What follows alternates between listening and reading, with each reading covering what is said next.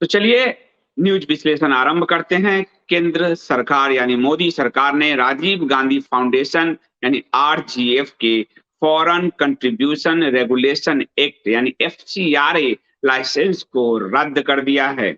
आरजीएफ एक स्वयंसेवी गैर सरकारी संस्था यानी एनजीओ है और यह गांधी परिवार से जुड़ी हुई है। फॉरेन फंडिंग लॉ के उल्लंघन का दोषी इस एनजीओ को पाया गया है। यानी पहली बार गांधी परिवार को किसी चीज में सीधे सीधे दोषी पाया गया है, वरना उन पर आरोप तो बहुत लगते रहे हैं। और पहली बार इनको सरकार ने इस तरह से इनके एनजीओ को रद्द किया। इससे पहले नेशनल हेराल्ड में ये सुब्रमण्यम स्वामी थे जो पहली बार गांधी परिवार को कोर्ट तक घसीट कर ले गए और ये गांधी परिवार आज जमानत पर टहल रहा है। ये सुब्रमण्यम स्वामी के कारण हुआ है और ये दूसरी बार आज उनके एनजीओ को झटका लगा है। खबरों के अनुसार लाइसेंस रद्द करने का फैसला इंटर मिनिस्ट्रियल कमेटी की जांच के आधार पर हुआ है। इस कमेटी का गठन जुलाई 2020 में केंद्रीय गृह मंत्रालय की ओर से किया गया था। एफसीआरए लाइसेंस के कैंसिल होने को लेकर नोटिस आरजीएफ ऑफिस को भेज दिया गया है। आरजीए यानी राजीव गांधी फाउंडेशन ऑफिस को भेज दिया गया है। हालांकि अभी तक राजीव गांधी फाउंडेशन ने इस पर कोई भी टिप्पणी नहीं की है। आपकी जानकारी के लिए बता दूं कि कांग्रेस की पूर्व अध्यक्ष और कांग्रेस की मालकिन सोनिया गांधी राजीव गांधी फाउंडेशन की अध्यक्ष हैं यानी आरजीएफ की अध्यक्ष हैं। वहीं ट्रस्टी के तौर पर पूर्व प्रधानमंत्री मनमोहन सिंह, पूर्व वित्त मंत्री पी चिदम्बरम, सांसद राहुल गांधी और प्रियंका गांधी वाड्रा भी इसमें शामिल हैं। आरजीएफ की वेबसाइट बताती है कि राजीव गांधी फाउंडेशन का गठन साल 1991 में किया गया था। आरजीएफ ने 1991 से 2009 तक अपने आप को स्वास्थ्य विज्ञान, प्रौद्योगिकी, महिला और बच्चों की विकलांगता सहायता जैसे बड़े बड़े काम के बारे में बताए हैं। 2010 में फाउंडेशन ने शिक्षा से जुड़े मामलों पर भी काम करने का फैसला किया था, पर इस फाउंडेशन का काम कुछ और है। ये हाथी के दांत है, खाने के और दिखाने के और। उसके कुछ खुलासे अभी करता हूं, लेकिन बता दूं कि इस पर जांच 2020 में शुरू हो गया था। जांच के दायरे में यह आ गया था जब गृह मंत्रालय के ने प्रवर्तन निदेशालय यानी ईडी के अधिकारी की अध्यक्षता में एक अंतर मंत्रालयी समिति का गठन किया था। गृह मंत्रालय ने सीधे अमित शाह जी ने एक ईडी के अधिकारी की अध्यक्षता में एक समिति का गठन किया था। इस समिति ने जांच किया और पाया कि गांधी परिवार के 3 फाउंडेशन हैं। राजीव गांधी फाउंडेशन यानी आरजीएफ, राजीव गांधी चैरिटेबल ट्रस्ट यानी आरजीसीटी और इंदिरा गांधी मेमोरियल ट्रस्ट। और इन तीनों की जांच में उन्होंने पाया कि इन पर इनकम टैक्स एक्ट और एफसीआरए का उल्लंघन हो रहा है। यानी अमित शाह जी ने जो जांच सौंपा था इस कमेटी को, ईडी के अधिकारी की अध्यक्षता वाली इस कमेटी को, उसने रिपोर्ट सही दी और इसको इनकम टैक्स और एफसीआरए के उल्लंघन का मामला इसमें पाया था।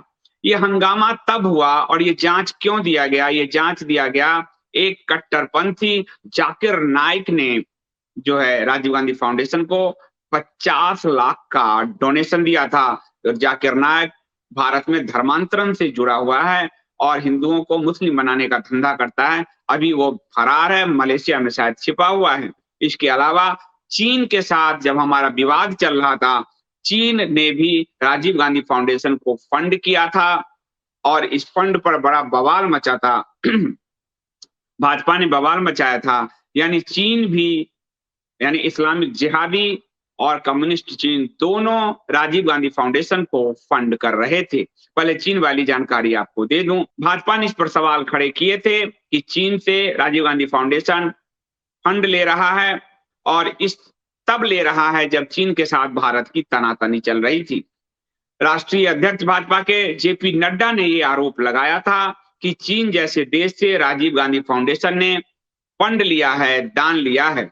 उन्होंने 25 जून 2020 को एक वर्चुअल रैली के दौरान कहा था कि 2005-6 में पीपुल्स रिपब्लिक ऑफ चाइना और चीनी दूतावास ने 3 लाख अमेरिकी डॉलर राजीव गांधी फाउंडेशन को दिए थे। ये नड्डा जी ने डायरेक्ट आरोप लगाया था कि 2005-6 में जब सोनिया की सरकार थी, सोनिया की कठपुतली मनमोहन सरकार थी, the people Republic of China यानी चाइना की कम्युनिस्ट पार्टी और चीन का दूतावास ने 3 लाख अमेरिकी डॉलर, आप आज के समय में 82-83 रुपए है $1 में, तो अंदाज लगाइए 3 लाख अमेरिकी डॉलर चीन ने गांधी परिवार के इस फाउंडेशन को दिए थे।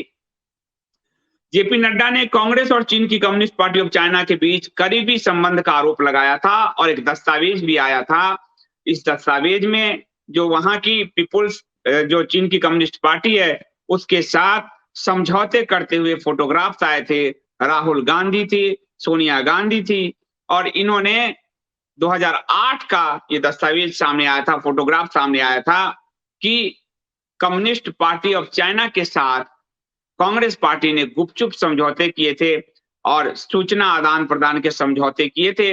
इस पर भी बड़ा बवाल मचा था और भाजपा ने आरोप लगाया था। इस पर जेपी नड्डा ने पूछा था कि चीन की कम्युनिस्ट पार्टी ऑफ चाइना और कांग्रेस के बीच क्या MOU साइन हुआ है, इसके बारे में जानकारी दी जानी चाहिए। दोनों के बीच क्या डॉक्यूमेंट साइन हुआ, हस्ताक्षर हुआ, वो फोटोग्राफ भी आपके सामने है। RGF ने international association for internal friendly contact के साथ काम किया था। इसमें आप सोचकर देखिए, हर विदेशी संस्था उनसा से गांधी परिवार के जो हैं तार कहीं न कहीं जुड़ी जाते हैं। तो RGF ने international association for international friendly contact के साथ काम किया। यह संगठन चीन के central military commission of China से जुड़ा हुआ है, यानी नाक को घुमाकर गांधी परिवार ने पकड़ा था कि डायरेक्ट चोरी पकड़ में ना आए, नहीं डायरेक्ट सीना जोड़ी चोरी जो होता है कि आप चाइना से फंड ले रहे हो, किस लिए ले रहे हो। तो इन्होंने international association for international friendly contact किया था और यह चीन के central military commission of China से जुड़ा है, यानी मिलिट्री सूचनाओं के क्या आदान प्रदान कर रहे थे, क्या कर रहे थे। इसका उद्देश्य दूसरे देश के नेताओं की आवाजों को दबाना होता है। यानी कांग्रेस जब सत्ता में थी तो दूसरे देश के नेताओं को आवाज दबाने वाली जो चाइना की central military commission of China है उसके साथ जुड़कर इन्होंने काम किया। इन्होंने FCRA का वायलेशन करके चीन से फंड हासिल किया और चीन के रिपब्लिक ऑफ चाइना और चीनी दूतावास से 3 लाख का अमेरिकी डॉलर का इन्होंने फंड लिया था।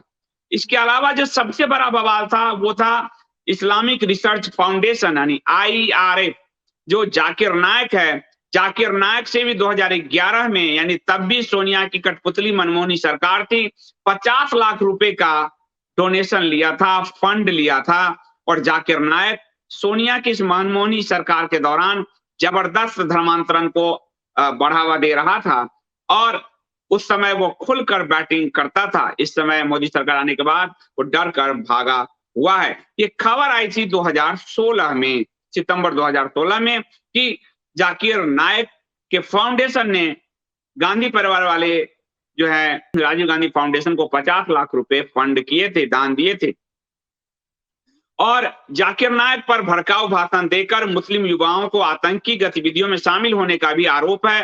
बांग्लादेश की राजधानी ढाका में जो अटैक हुआ था उसमें अटैक करने वालों ने भी कहा था कि जाकिर नायक को सुनकर वो आतंकवादी बने हैं, यानी उन आतंकवादियों से भी फंड ले रही थी कांग्रेस और सबसे बड़ी बात चाइना की कम्युनिस्ट पार्टी से भी, इस्लामिस्ट और कम्युनिस्ट दोनों से कांग्रेस फंड लेते हुए पकड़ी गई है। इसलिए उनका FCRA लाइसेंस मोदी सरकार ने रद्द किया है। कांग्रेस ने जाकिर नायक से दान जो मिला फंड उसकी स्वीकारने की बात मानी, लेकिन दावा किया था कि रकम राजीव गांधी फाउंडेशन को नहीं, राजीव गांधी चैरिटेबल ट्रस्ट को दी गई थी। और आपको बताया कि 3 फाउंडेशन इनके काम करते हैं, तो उन्होंने कहा कि फाउंडेशन को नहीं, ट्रस्ट, राजीव गांधी ट्रस्ट को दिया गया था। कांग्रेस ने अपने जवाब में यह भी कहा था कि कुछ महीने पहले ही IRF को यह रकम लौटा दी गई है, यानी हमने जाकिर नायक को यह रकम लौटा दी है। ये विवाद होने पर इन्होंने लौटाया होगा भले, लेकिन ये आतंकवादी से पैसे लेते हुए पकड़े गए थे। आतंकवादी को, जो आतंक को बढ़ावा देता है जाकिर नायक, उससे पैसे लेते हुए पकड़े गए थे। टाइम्स ऑफ इंडिया ने इस पर 16 में खबर छापी थी कि राजीव गांधी फाउंडेशन को IRF की ओर से, IRF यानी कि इस्लामिक रिसर्च फाउंडेशन यानी कि जाकिर नायक की संस्था की IRF की ओर से 50 लाख रुपए का डोनेशन का चेक मिला था। इस डोनेशन के बाद जो है कांग्रेस ने जो स्वीकारा, RGF की तरफ से कहा गया कि हम अपने पूर्व में दिए जवाब को ही दोहराते हैं, यानी ट्रस्ट को हमें पैसा मिला था, न कि फाउंडेशन को, लेकिन था तो गांधी परिवार का ही वो। जब दान की राशि लौटाने की बात पर पूछा गया, आईआरएफ के प्रवक्ता ने जाकिर नायक का उल्लेख करते हुए कहा कि पैसे राजीव गांधी फाउंडेशन को दिए गए थे, न कि चैरिटेबल ट्रस्ट को। यानी यहां भी कांग्रेस झूठ बोलती पकड़ी गई थी। और इसमें इस्लामिक रिसर्च फाउंडेशन ने जब ये पूछताछ हुई तो उसने बताया था कि उसने राजीव गांधी चैरिटेबल ट्रस्ट को नहीं, फाउंडेशन को पैसा दिया था। यानी दोनों में से किसी को भी दिया पैसा गांधी परिवार के घर तक पहुंचा। गांधी परिवार ही सर्वे सर्वा है फाउंडेशन और ट्रस्ट का। और उसने ये भी कहा था कि हमें ये रकम नहीं लौटाई गई है। यानी कांग्रेस दोबारा तिबारा झूठ बोलते हुए पकड़ी गई। कांग्रेस निखत गिरी हुई पार्टी है, जिसके कारण आतंकवादियों से सांठगांठ, पाकिस्तान के साथ सांठगांठ, कम्युनिस्ट पार्टी के साथ गांठ, हर तरह के हथियार के ढेरों के सांठगांठ, हर आरोप कांग्रेस पर लगे हैं। और जो है उन्होंने कहा था कि कोई राशि नहीं लौटाई गई, अब बाद में कभी लौटाई गई हो तो अलग बात है। आईआरएफ के प्रतिनिधि ने कहा कि, यानी इस्लामिक रिसर्च फाउंडेशन के प्रतिनिधि ने कहा था कि 2011 में आईआरएफ की ओर से 50 लाख रुपए दान में राजीव गांधी फाउंडेशन को दिए गए थे। यह डोनेशन सामान्य प्रक्रिया के तहत ही दिया गया था। इस्लामिक रिसर्च फाउंडेशन की तरफ से महिलाओं को शिक्षा, मेडिकल की पढ़ाई, मेडिकल सर्जरी आदि के लिए दूसरी संस्थाओं को दान दिया जाता है। इसी क्रम में राजीव गांधी फाउंडेशन को दान दिया गया। इस पर सवाल उठा था कि सरकार चूंकि धर्मांतरण करने वाले जाकिर नायक को खुला छूट दे रखी है, इसीलिए गांधी परिवार को ये रिश्वत मिला फाउंडेशन के रूप में, दान के रूप में, ये आरोप लगे थे। राजीव गांधी चैरिटेबल ट्रस्ट के संस्थापक सदस्य कांग्रेस अध्यक्ष सोनिया गांधी, उपाध्यक्ष राहुल गांधी और उनकी बहन प्रियंका गांधी हैं। यानी ट्रस्ट हो या फाउंडेशन, सब में ये गांधी परिवार ही है। और पूर्व प्रधानमंत्री मनमोहन सिंह भी इसके ट्रस्टी हैं। एक कठपुतली इनके साथ हमेशा टहलता रहता है, वो कठपुतली मनमोहन सिंह है। और उसके बाद ये जो इस्लामिक उपदेशक जाकिर नायक पर आतंकवाद को बढ़ाने का आरोप था, वहां तक से इन्होंने पैसे लिए। और ये कांग्रेस की एक गतिविधि थी जो आज जिस पर मोदी सरकार ने लगाम एक तरह से लगाया और इनके एफसीआरए लाइसेंस को रद्द किया और अब वो कार्रवाई की प्रक्रिया से गुजर रहे हैं। तो ये एक बड़ी खबर है। और ये बड़ी खबर जो है इसलिए है क्योंकि राजीव गांधी फाउंडेशन हो, राजीव गांधी चैरिटेबल ट्रस्ट हो या इंदिरा गांधी मेमोरियल ट्रस्ट हो, सब गांधी परिवार की अपनी बकौती है। और उसके हिसाब से वो इस्लामिस्टों और कम्युनिस्टों के साथ गठजोड़ करते हुए, देश की सुरक्षा के साथ खेलते हुए, हिंदुओं के हितों से समझौता करते हुए फंड लेते पकड़े गए थे। अब देखते हैं इसमें जांच की प्रक्रिया आगे कहां तक जाती है। लेकिन मोदी सरकार के इस कदम के लिए खासकर गृह मंत्री अमित शाह का धन्यवाद किया जाना चाहिए कि उन्होंने भारत की राजनीति के सार्क पे हाथ डाला है। जाते जाते एक और बड़ी खबर ये है कि भाजपा के सांसद, पूर्व सांसद सुब्रमण्यम स्वामी ने इंडिया स्पीक्स डेली के एक वीडियो को ट्वीट किया है और उस पर जनसत्ता ने खबर भी छापी है। सुब्रमण्यम स्वामी ने नागपुर में भारतीय जनता पार्टी की जो हार हुई उस पर सरकारी यूट्यूबर्स तो ढक्कन लगाने के लिए बैठे होते हैं। बस यूनिवर्सिटी में भी यदि भाजपा जीत जाए तो सरकारी यूट्यूबर्स उसको मास्टर स्ट्रोकवादी मोदी जी पर श्रेय दे देते हैं, मोदी जी कहते नहीं होंगे। लेकिन अगर कहीं भाजपा हार रही तो उसको साफ न्यूज को गायब कर जाते हैं। तो सरकारी यूट्यूबर्स और सरकारी मीडिया ने इस न्यूज को गायब किया था क्योंकि नागपुर के पंचायत चुनाव में भारतीय जनता पार्टी को अध्यक्ष के रूप में 0 सीट मिली थी, एक भी नहीं। ये बड़ी खबर थी। एक सत्ताधीश पार्टी जिसका आरएसएस का मुख्यालय नागपुर, गडकरी जैसे मंत्री नागपुर, महाराष्ट्र के उप मुख्यमंत्री फडणवीस का भी गृह क्षेत्र नागपुर, महाराष्ट्र के भाजपा के अध्यक्ष का गृह क्षेत्र नागपुर, इसके बावजूद एक भी सीट न जीतना ये बड़ी खबर थी। लेकिन सरकारी यूट्यूबर्स और मीडिया जो है, सरकारी मीडिया ने इसे दबा दिया था। और ये सिर्फ इंडिया स्पीक्स डेली ने इस पर वीडियो किया था, उसी को जो है सुब्रमण्यम स्वामी ने ट्वीट किया और उन्होंने कहा कि यही हाल रहा तो 2024 के आम चुनाव में भारतीय जनता पार्टी की को पूर्ण बहुमत मिलना मुश्किल हो सकता है। और इस पर भी मैंने आपको कल भी एक विश्लेषण दिया है कि भारतीय जनता पार्टी इस बात को समझ भी रही है और इसीलिए वो उन सीटों पर दाव लगा रही है इस बार जिस सीट पर पिछली बार 2019 में वो हारी, 144 सीट, यानी दूसरे या तृतीय नंबर पे रही, तो ये भाजपा समझ रही है, बस सरकारी यूट्यूबर्स आपको नहीं समझाना चाहते। ये खुद भाजपा समझ रही है, उनकी इंटरनल कमिटी समझ रही है, और इसीलिए एक-एक मंत्री को, एक-एक सांसद को जो है 2-2 3-3 लोकसभा क्षेत्र दिया जा रहा है, 144 सीट टारगेट किया जा रहा है। तो सुब्रमण्यम स्वामी ने कहा कि देश की गिरती हुई अर्थव्यवस्था और चीन के हाथों सीमा क्षेत्र जो खोए हैं, जिस पर मोदी सरकार छुपा रही है, सुब्रमण्यम स्वामी का आरोप है कि काफ़ी सारा जो सीमा क्षेत्र है, वो भारत खो चुका है, लेकिन वो नहीं बता रहे हैं। ये भाजपा की जीत में एक बड़ा रोड़ा अटका सकता है, और उन्होंने कहा कि इसको एक चेतावनी के तौर पर लेना चाहिए, क्योंकि रुपए भी गिर रहा है, अर्थव्यवस्था भी डमाडोल है, और चीन से हम अपना क्षेत्र भी जो है खो रहे हैं। इस पर जनसत्ता ने लिखा कि उन्होंने ट्वीट के साथ एक वीडियो भी शेयर किया, वो वीडियो इंडिया स्पीक्स डेली का है, आप लोगों का है, जिसमें अपने ही गढ़ में हुई हार को बीजेपी के लिए चेतावनी बताया गया। इस वीडियो में कहा गया कि नागपुर से देवेंद्र फडणवीस, नितिन गडकरी जैसे बीजेपी के दिग्गज नेता आते हैं, वहां बीजेपी को शून्य सीट मिलना बड़ी खबर है। उन्होंने कहा कि बीजेपी अपने ही गढ़ में हारी, इसलिए उसे पोस्टमार्टम की जरूरत है, करेक्शन की तरफ बढ़ना होगा।